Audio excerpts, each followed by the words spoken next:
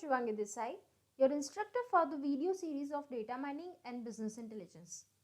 Today, we are going to discuss further topics of data warehousing. Now, let's get started. The agenda of this lecture is to understand need for data warehousing, components of data warehouse, and design process of data warehouse. So, let's understand what is the need for data warehousing. Data warehousing is an increasingly important business intelligence tool allowing organization to ensure consistency. Data warehouses are programmed to apply a uniform format to all collected data, which makes it easier for corporate decision makers to analyze and share data insights with their colleagues around the globe. Standardizing data from different sources also reduces the risk of error in interpretation and improves overall accuracy. Next, make better business decisions. Successful business leaders develop data-driven strategies and rarely make decisions without consulting the facts. Data warehousing improves the speed and efficiency of accessing different data sets and makes it easier for corporate decision makers to derive insights that will guide the business and marketing strategies that set them apart from their competitors. Next, improve their bottom line. Data warehouse platforms allow business leaders to quickly access their organization's historical activities and evaluate initiatives that have been successful or unsuccessful in the past.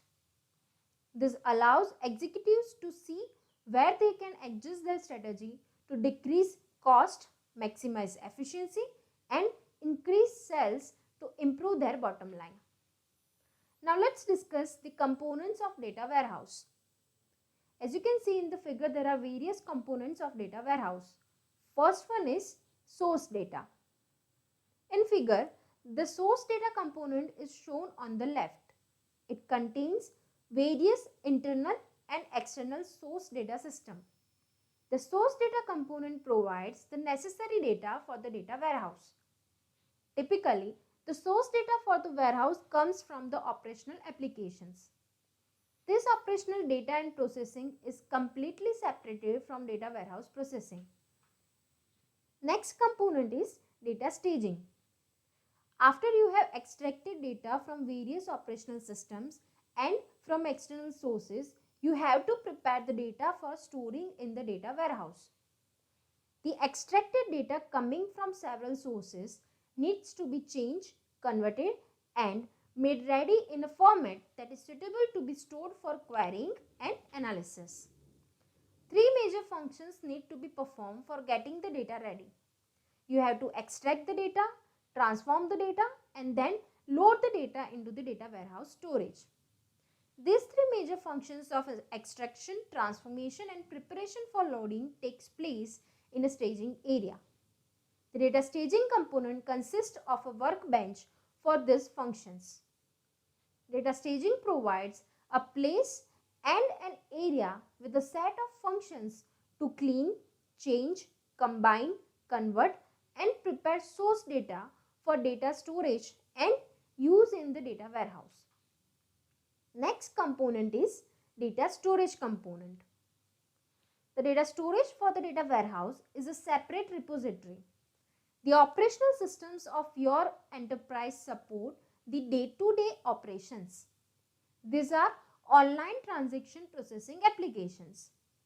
The data repository for the operational system typically contains only the current data. Also, these data repositories contain the data structured in highly normalized formats for fast and efficient processing. In contrast, in the data repository for a data warehouse, you need to keep large volumes of historical data for analysis. Further, you have to keep the data in the data warehouse in structures suitable for analysis and not for quick retrieval of individual piece of information. And therefore, the data storage for the data warehouse is kept separate from the data storage for operational systems. Next component is information delivery. The main purpose of data warehouse is to provide strategic information to business users for decision making. These users interact with the data warehouse using different tools. The information delivery component is used for providing data warehouse information to one or more destinations according to some user specified scheduling algorithm. Delivery of information may be based on time of day or on the completion of external event. Next component is metadata component. Metadata in a data warehouse is similar to the data dictionary or the data catalog in a database management system. In the data dictionary, you keep the information about the logical data structures, the information about the files and addresses, the information about indexes and so on. The data dictionary contains data about the data in the database. Similarly, the metadata component is the data about the data in the data warehouse. It is used for building, maintaining, managing and using the data warehouse. Metadata in a data warehouse is similar to a data dictionary but much more than a data dictionary. Later in a separate section, we will spend more time for discussion of metadata. Here, for the sake of completeness, we just want to list metadata as one of the component of data warehouse architecture. Next component is management and control component. This component of the data warehouse architecture is on top of all other components. The management and control component coordinates the services and activities within the data warehouse. This component controls the data transformation and data transfer into the data warehouse storage. On the other hand, it moderates the information delivery to the users. It works with the database management systems and enables data to be properly stored in the repositories. It monitors the movement of data into the staging area and from there into the data warehouse storage. The management and control component interacts with the metadata component to perform the management and control functions. As the metadata component contains information about the data warehouse, the metadata is the source of information for the management module. Now let's discuss design process of data warehouse. Data warehouse design approaches are very important aspect of building data warehouse. Selection of right data warehouse design could save lot of time and project cost. There are 3 different data warehouse design approaches normally followed when designing a data warehouse solution and based on the requirements of the projects, which are top-down approach, bottom-up approach and hybrid approach. So let's discuss each of them in detail. First, top-down approach. The image shows how the top-down approach works. Data is extracted from the various source system. The extracted data are loaded and validated in the stage area. Validation is required to make sure the extracted data is accurate and correct. ETL tools can be used to extract the data and push data to the data warehouse. Data is extracted from the data warehouse in regular basis in stage area. At this step, various aggregation and summarization techniques will be applied on extracted data and loaded back to the data warehouse. Once the aggregation and summarization is completed, various data marts extracts the data and apply some more transformation to make the data structure as defined by the data marts. Next approach is bottom-up approach. The image shows how the bottom-up approach works. The data flow in the bottom-up approach starts from extraction of data from various source systems into the stage area where it is processed and loaded into the data marts that are handling specific business process.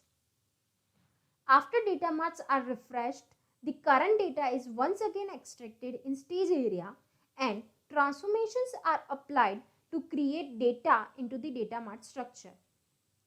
The data that is extracted from data mart to the staging area is aggregated, summarized and loaded into the data warehouse and then made available for the end users for analysis and enables critical business decisions.